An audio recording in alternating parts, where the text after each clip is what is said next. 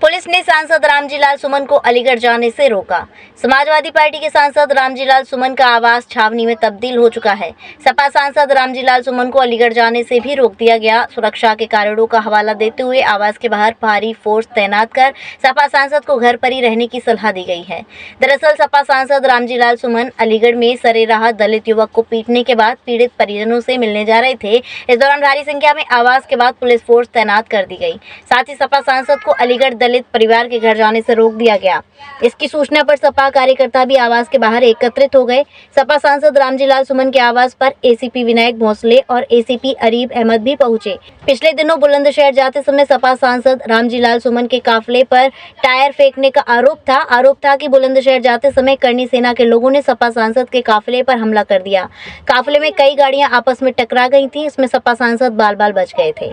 कई गाड़ियां क्षतिग्रस्त हो गई थी। इसके बाद आज शुक्रवार को सपा सांसद अलीगढ़ जाना चाह रहे थे। इससे पहले अलीगढ़ पुलिस ने सपा सांसद को उनके आवास पर ही रोक लिया। ये मिठाई लाल जी भारती हैं, हमारे अम्बेडकर वाहिनी के राष्ट्रीय अध्यक्ष। ये लता जी हैं, धर्मेंद्र हैं, दिवाकर गुर्जर पार्टी के सब साथी हैं। समाजवादी पार्टी के राष्ट्रीय अध्यक्ष श्री अखिलेश यादव के आदेशानुसार हमें आज अलीगढ़ जाना था, लेकिन मुझे बेहद अफसोस के साथ कहना पड़ता है कि सुरक्षा के नाम पर हमें नजरबंद कर दिया गया है। हमारी जो गतिविधियां थी बाहर जाने की, लोगों के दुख में शरीक होने की, लोगों के पास जाने की, वेदना व्यक्त करने की, उन सब चीजों पर विराम लगा दिया है। और यही वजह है कि आज जानबूझ करके हमें अलीगढ़ नहीं जाने दिया जा रहा है। घटना 26 अप्रैल की है। 3 नौजवान प्रदीप, राहुल और छबिराव ये वीडियो बना रहे थे बाबा साहब डॉक्टर अम्बेडकर से संबंधित। इनको लोगों ने पीटा, बुरी तरह पीटा। इसका वीडियो भी आपको दिखा दिया गया है। और मजेदार बात यह है कि बजाय इनकी तरफ से प्राथमिकी दर्ज की जाती, उल्टे उनको 1 से 51 में चालान कर दिया गया। इनकी बेशुमार पिटाई हुई, नंगा किया गया, पूरे शरीर पे निशान हैं, जख्म हैं। तो एक तो सबसे महत्वपूर्ण घटना यह है कि जो पीड़ित हैं उन्हीं के साथ नाइंसाफी की जा रही है।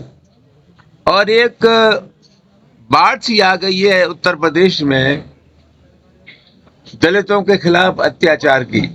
आप लोग जानते हैं कि हम 27 तारीख को बुलंदशहर जा रहे थे और गवाना चेक पोस्ट पे हमारी गाड़ियां रोक ली गई। हमें नहीं जाने दिया बुलंदशहर। वहां भी एक सुनहरा गांव में पीड़ित दलित परिवार से हम लोग मिलना चाहते थे और उससे टोल से 3 मीटर पहले हमारे साथियों के ऊपर, हमारे ऊपर प्राणघातक हमला किया।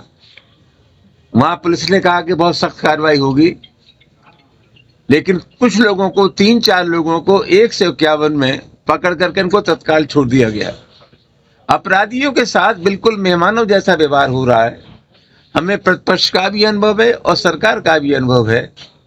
सबसे अहम सवाल ये है कि जितनी ताबड़तोड़ घटनाएं हुई उनके खिलाफ अगर कहीं से प्रभावी कार्रवाई कर दी जाती तो एक मनोवैज्ञानिक प्रभाव पड़ता खुराफात करने वालों पर, अपराधियों पर। लेकिन कहीं से भी कोई कठोर कार्रवाई नहीं हुई। और मुझे ऐसा लगता है कि जिले की जो सरकार है, जिले के जो अधिकारी हैं, उनकी अपनी मजबूरियां हैं।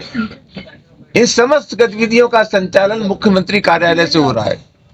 दोस्तों, आप जानते हैं कि उत्तर प्रदेश में वहां के मुख्यमंत्री जी ने ऐलान किया है कि साहब बिल्कुल चैन है, रामराज आ रहा है उत्तर प्रदेश में। हम समाजवादी पार्टी के कार्यकर्ता हैं और जनता है।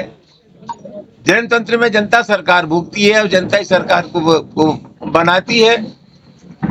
उत्तर प्रदेश की स्थिति ठीक नहीं है और मैं समझता हूं हम लोगों का जो आकलन है उससे ज्यादा सटीक और सही आकलन सुप्रीम कोर्ट का है, जिसने टिप्पणी की है कि उत्तर प्रदेश की स्थिति बद से बदतर है। तो कुल मिलाकर के अपराधियों के हौसले बुलंद हैं। ये जनतंत्र की हत्या है।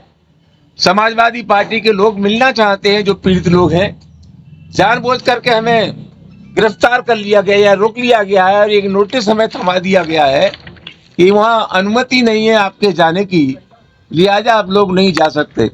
मामला बहुत गंभीर है और मैं ऐसा मानता हूँ जो सरकार का मिजाज होता है, सरकार के मिजाज से ही सामाजिक शक्तियों का संचालन होता है। गोपी कृष्ण हॉस्पिटल चिकित्सा के क्षेत्र में मथुरा का अग्रणी हॉस्पिटल एवं पहला टेस्ट ट्यूब बेबी सेंटर है। IVF में 70% सफलता, स्त्री रोग विभाग में high risk delivery, caesarean operation, hysterectomy आदि बेहद अनुभवी एवं क्वालिफाइड लेडी डॉक्टरों द्वारा किए जाते हैं। हड्डी रोग विभाग की एडवांस यूनिट जहां पर जोड़ प्रत्यारोपण यानी कि घुटना रिप्लेसमेंट, कूल्हा रिप्लेसमेंट, रीढ़ की हड्डी के ऑपरेशन एवं फ्रैक्चर होने पर प्लास्टर, सरिया या प्लेटिंग आदि की सर्जरी की जाती है। हर प्रकार की जनरल सर्जरी एवं दूरबीन विधि से हर प्रकार के लेप्रोस्कोपिक ऑपरेशन, बच्चों के हर प्रकार के रोगों का इलाज हॉस्पिटल NABH से मान्यता प्राप्त है। मॉड्यूलर OT एवं हाईटेक मशीनों से फिजियोथेरेपी, एम्स दिल्ली एवं CMC बेल्योर द्वारा certified pathology. Gopi Krishna hospital में Ayushman card, ESI card, BSNL के कार्ड, रेलवे के कर्मचारियों के कैशलेस इलाज की सुविधा, लगभग सभी इंश्योरेंस कंपनियां एवं TPI कार्ड धारकों को कैशलेस इलाज की सुविधा।